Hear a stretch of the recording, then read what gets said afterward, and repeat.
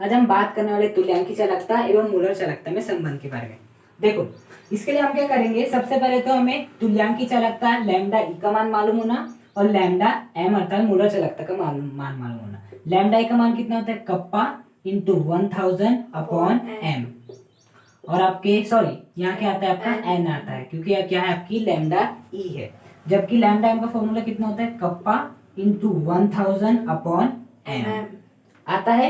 अब क्या करना है, संबंध निकालने के लिए मैं इस लैम्डा एम का भाग इस लैम्डा ई में लगाऊंगा। मतलब क्या, मुझे क्या करना है, लैम्डा एम भागित लैम्डा ई करना है।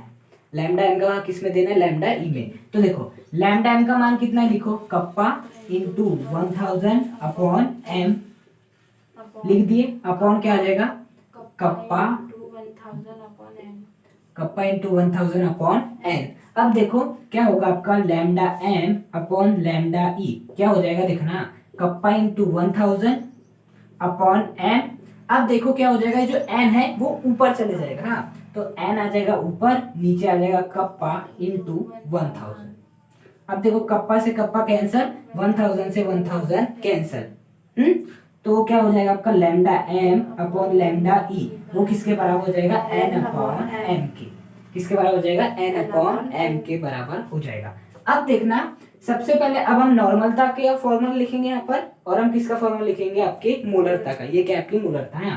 तो देखो, lambda M upon lambda E क्या हो जाएगा आपका, तो नॉर्मलता का फॉर्मूला कितना हो गया, तुल्यांकी भार बटे आयतन। अब मोलरता का फॉर्मूला कितना होता है, मोल बटे आयतन, या मोलों की संख्या बोलो या मोल बोलो, बात वही है, मोल बटे आयतन। अब क्या होता है आपका, इस आयतन से ये आयतन क्या हो जाता है, कैंसिल हो जाता है। तो देखो, लैम्डा एम अपॉन लैम्डा ई किसके बराबर आ गया, तुल्यांकी भार बटा मोल आ गया इसके बराबर। अब क्या करो, इस तुल्यांकी भार को और तोड़ो, लैम्डा एम अपॉन लैम्डा ई। तुल्यांकी भार को किस में तोड़ सकते हैं हम, भार बटे तुल्यांकी भार। हाँ, विलेय के भार या जो भी बोलना चाहो, विलेय के भार बटे विलेय का तुल्यांकी भार, ऐसा तोड़ सकते हैं। विलेय के भार डिवाइड बाय विलेय के तुल्यांकी भार। देखो, ये बेसिकली ना, ये आपका तुल्यांकी भार है ना, तुल्यांकी भार ही टूटता है आपका भार बटा तुल्यांकी भार। हाँ, तो भार बटे तुल्यांकी भार। और मोल किसमें टूटता है आपका, भार बटे अणुभार, टूटता है भार बटे अणुभार में। हाँ, तो देखो, आपका भार से भार क्या हो जाएगा, कैंसिल हो जाएगा, और आपके लैम्डा एम अपॉन लैम्डा ई की वैल्यू, ये अणुभार आएगा ऊपर इस बार। हाँ, क्या हो जाएगा आपका, अणुभार डिवाइड बाय तुल्यांकी भार। क्या हो जाएगा, अणुभार डिवाइड बाय तुल्यांकी भार। हाँ, अब देखना, आपका एक बात का गौर करना, यहाँ तक हम आए कैसे वो देख लेते हैं। सबसे पहले लैम्डा अपॉन लैम्डा ई का भाग दिए, तो कप्पा इंटू 1000 अपॉन एम इसकी वैल्यू रखे, divide by kappa into 1000 upon N इसकी वैल्यू रखे। दोनों को पलटे तो कप्पा से कप्पा कैंसिल, 1000 से 1000 कैंसिल, एन अपॉन एम आया। अब एन का मात्रा कितना होता है, तुल्यांकी भार। हालांकि यहाँ तुल्यांकी भार नहीं आता, यहाँ आता है आपका विलेय का ग्राम तुल्यांक। क्या आता है यहाँ पर, विलेय का ग्राम तुल्यांक आता है, जिसे मैंने तुल्यांकी भार लिखा हो, बटे आयतन, और फिर मोलरता का फॉर्मूला लिखे, मोल बटे आयतन। उससे क्या हुआ, आयतन से आयतन कैंसिल हो गया, तो यहाँ पर क्या बचा, मोल बचा, और यहाँ पर क्या बचा, आपका तुल्यांकी भार बचा। यानी तुल्यांकी भार का मतलब क्या है, यहाँ पर तुल्यांकी भार का मतलब यहाँ पर तुल्यांकी संख्या, वो मैंने तुल्यांकी भार ही लिखा हो। उसके बाद जो आपका तुल्यांकी संख्या है ना, इसे हम तोड़ सकते हैं, विलेय का भार डिवाइड बाय विलेय का तुल्यांकी भार। तो यहाँ कंफ्यूज मत हो जाना, ये तुल्यांकी भार नहीं, ये तुल्यांकी भार नहीं है, ये तुल्यांक संख्या है। ये भी क्या आपकी तुल्यांक संख्या है। और ये है आपका तुल्यांक संख्या, टूटती है आपकी भार अपॉन तुल्यांकी भार में। ओके, अब जो आपका मोल है वो किसमें टूट जाएगा, भार अपॉन अणुभार में। तो भार से भार हो गया कैंसिल, और आपका क्या हो गया, अणुभार डिवाइड बाय तुल्यांकी भार। आए समझ में। अब देखो, इसके आगे क्या करेंगे, जो आपका तुल्यांकी भार है इसे भी हम तोड़ सकते हैं। किसमें तोड़ सकते हैं, देखो क्या हो जाएगा, लैम्डा एम अपॉन लैम्डा ई। देखो, आपका अणुभार को ऊपर जैसा का वैसा रखो।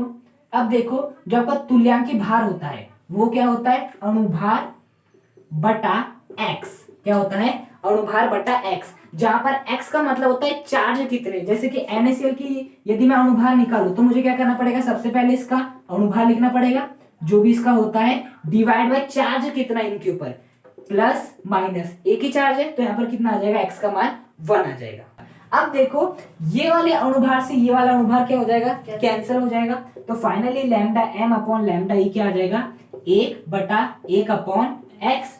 अब ये x आ जाएगा ऊपर, तो लैम्डा एम अपॉन लैम्डा ई किसके बराबर हो जाएगा, आपके x के बराबर हो जाएगा। तो यही होता है आपका किसमें संबंध, तुल्यांकी चालकता मोलर चालकता में क्या होता है, lambda M upon lambda E is equal to x। x का मतलब क्या है, आयन। जैसे कि यदि मैं बात करूं ZnCl2, तो ZnCl2 के लिए x की जो वैल्यू हो जाएगी ना, वो कितनी हो जाएगी, 2 हो जाएगी, प्लस का 2 हो जाएगी। क्यों, क्योंकि Zn के ऊपर +2 रहता है, इसके ऊपर -2।